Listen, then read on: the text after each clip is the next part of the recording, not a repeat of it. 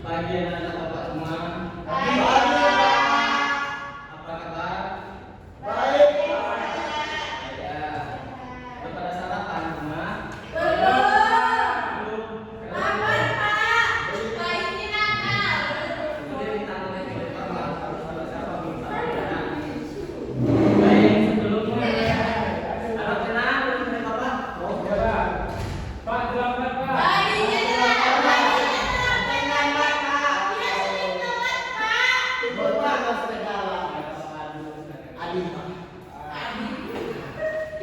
Lantai lo betul Bapak. Bapak itu simak dulu ya. Sebelum memulai pelajaran, alangkah indahnya kita mengucapkan basmalah terlebih dahulu.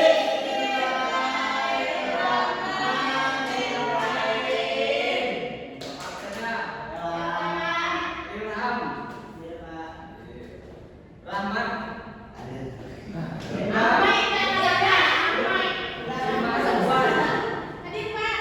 Habib, Adik, Pak. Fikri, Aduh Pak. Koko, Adik. Raka,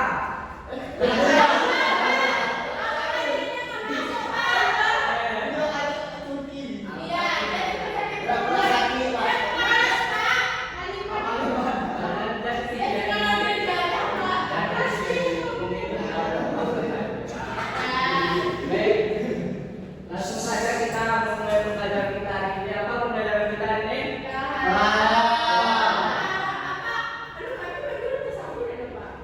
Belum.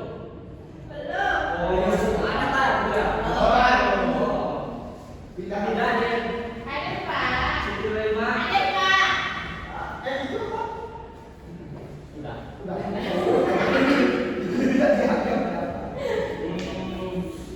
Udah ada kita baca karena ada di rumah kan kemarin ada Bapak Subuh ya. Nah, minta tolonglah Bapak ke Irham untuk ngapain KTP Bapak di depan ya.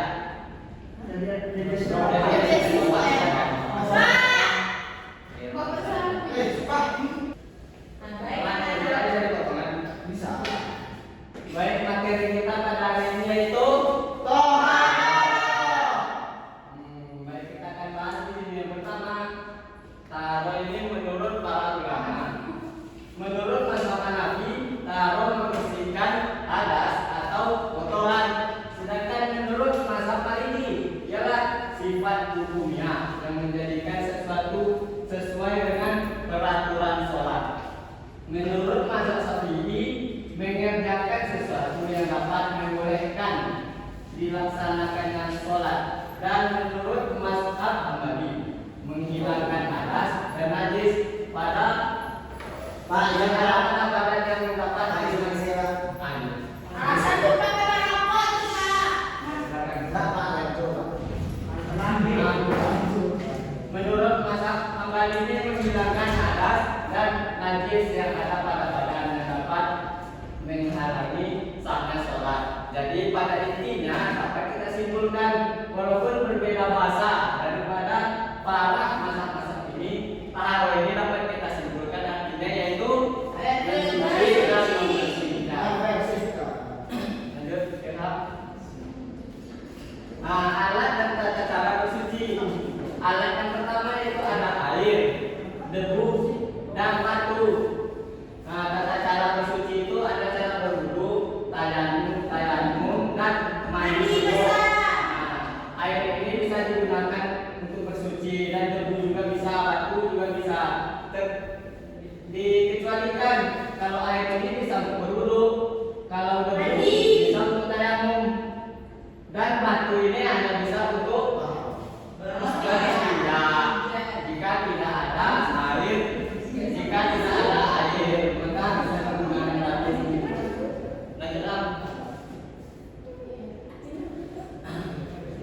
Hadas.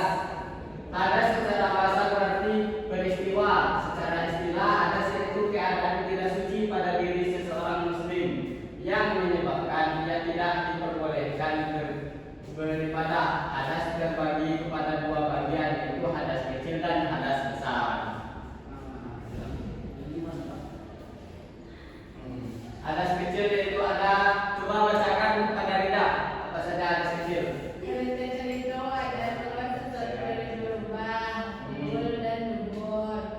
Nilainya akad, tidur, mabuk, dan pingsan. Menyentuh kemaluan dengan telapak tangan, bersentuhan laki-laki dan perempuan yang bermahramnya palang. Nah, ya itu saja ya hadas kecil ini.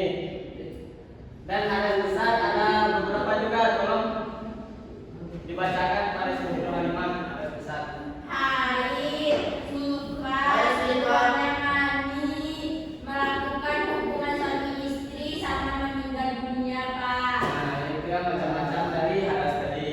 Debat. Nah, berikutnya najis. Najis ini secara bahasa berarti kotor, sedangkan menurut istilah najis berarti kotoran yang menjadi sebab terhalangnya seseorang untuk beribadah kepada Allah Subhanahu wa taala.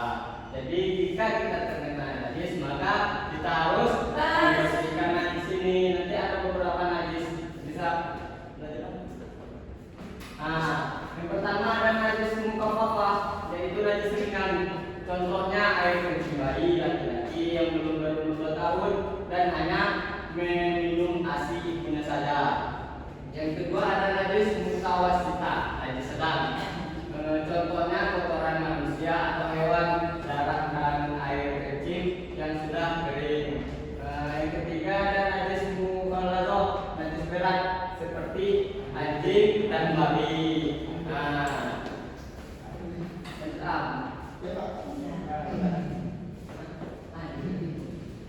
cara mensucikan najis ini, yang pertama najis kecil tadi, cara mensucikannya, membersihkannya yaitu membersihkan cukup dengan memandikan air saja kepada bagian yang terkena najis tersebut. Nah, yang kedua najis sedang, cara membersihkannya dengan cara mengalirkan air hingga hilang warna, rasa dan baunya. Dan najis mukhaladhah, najis besar, bisa membersihkannya dengan cara membasuhnya sebanyak 7 kali dan salah satunya dengan menggunakan tanah atau debu yang suci. Nah, dari yang Bapak sampaikan ini, apakah sudah paham tentang najis-najis tadi? Ada berapa najis tadi? Ada 3. Nah, coba sebutkan. Nah, cara membersihkannya.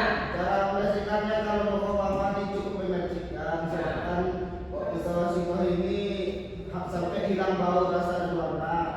Kalau yang mukhaladhah ini dengan cara minyak Pak. Nggak tahu, kan? Oh, nggak tahu apa sama. Itu 7 kali dibasuh dengan air.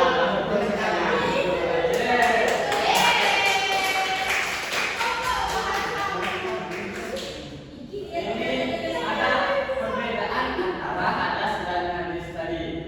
Najis merupakan benda fisik yang dianggap kotor menurut syariat. Hadas keadaan yang tidak suci.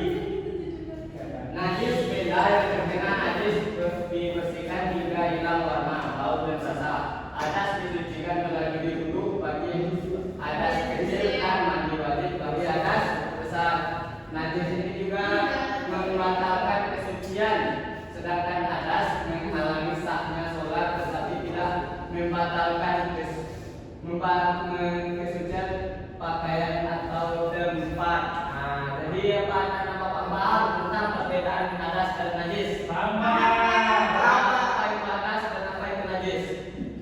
Najis itu benda fisik yang dianggap kotor menurut syariat, sedangkan hadas keadaan yang tidak suci. Terus najis itu benda yang terkena najis dibersihkan hingga hilang warna, bau dan rasa, sedangkan hadas disucikan melalui wudu bagi hadas kecil dan mandi wajib bagi hadas besar. Betul sekali. Sekian mungkin pembelajaran kita pada hari ini, yaitu tentang apa tadi? Hadas. Oh, tentang taruh. Taruh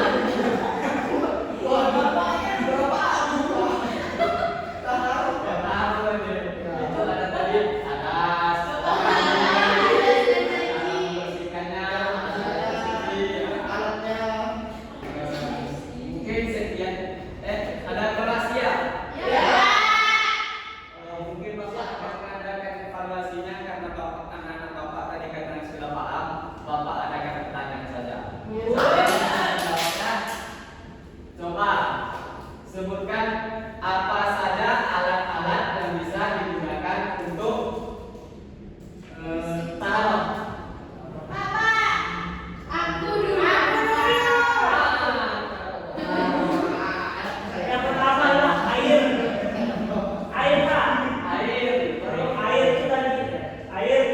batu. Nah, debu. Nah, debu. Betul. Betul sekali.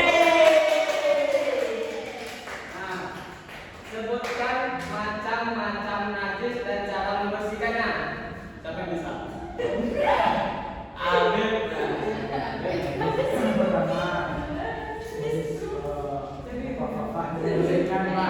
Biasanya ini dengan menyaksikan air yang berkaitan. Kalau kita biasanya itu di mana seperti kotoran manusia. Nah, cara membersihkannya dengan mengalirkan air atau membersihkan air tersebut hingga hilang bau rasa dan warna. Lupa.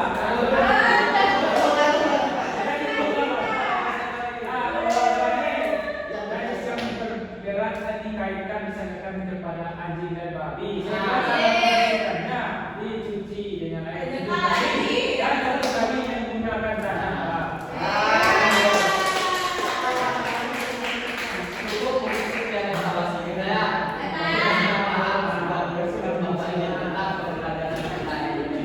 Untuk tugas minggu depan, silakan baca saja. Tidak usah ada tugas baca saja.